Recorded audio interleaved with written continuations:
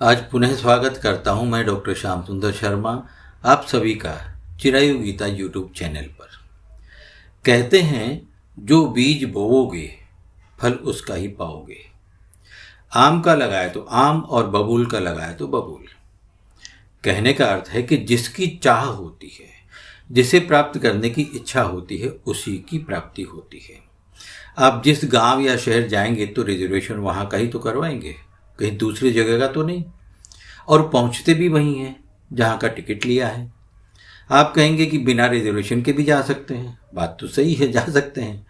बहुत से लोग बिना रिजर्वेशन के भी जाते हैं, यात्रा करते हैं।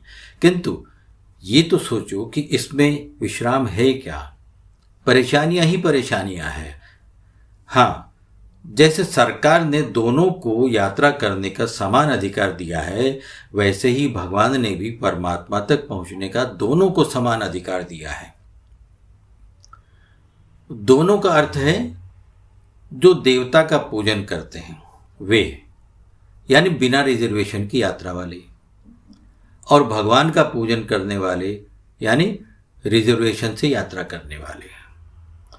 भगवान श्री कृष्ण ने श्रीमद् भगवद गीता में कहा है, यान्ति देवव्रता देवान पितृ यान्ति पितृव्रता भूतानि यान्ति भूतेज्या यान्ति मद्या जिनो अपि माम। यानी सकाम भाव से देवताओं का पूजन करने वाले शरीर छोड़ने पर देवताओं को प्राप्त होते हैं। पितरों का पूजन करने वाले पितरों को प्राप्त होते हैं। भूत प्रेतों का पूजन करने वाले भूत प्रेतों को प्राप्त होते हैं। परंतु मेरा, यानी भगवान स्वयं कह रहे हैं कि परंतु मेरा पूजन करने वाले मुझे ही प्राप्त होते हैं। वैसे अगर देखा जाए तो सब कुछ एक ही है, सब कुछ भगवान का ही स्वरूप है। किंतु जो देवताओं का पूजन करते हैं उनके मन में भगवान के प्रति दृढ़ भाव की कमी होती है। भगवान ही सभी यज्ञों के भोक्ता और संपूर्ण सृष्टि के मालिक हैं, ये भाव दृढ़ न होने से वे देवताओं, पितरों और भूत प्रेतों का पूजन करते हैं। तो जिसकी जैसी श्रद्धा वैसा ही उसका फल। वास्तव में जो भगवान के अतिरिक्त अन्य किसी की सत्ता को मानकर उसे मानते हैं, उसका उद्धार नहीं होता। वह श्रेष्ठ लोकों में जाकर पुण्य प्राप्त किया हुआ, किंतु वहां जब पुण्य समाप्त हो जाता है तो पुनः लौटकर इस संसार में आता है। अगर सभी जगह परमात्मा है और फिर उसकी उपासना की जाए तो मनुष्य को आनंद ही आनंद की प्राप्ति होती है, उसकी उन्नति होती है, उसका विकास होता है। इंद्र, चंद्रमा आदि की उपासना से श्रेष्ठ फल के रूप में श्रेष्ठ लोकों की प्राप्ति तो होती है, किंतु वहां से पतन होना निश्चित है, इसमें दो राय नहीं। वहां पहुंचकर मुक्ति नहीं होती।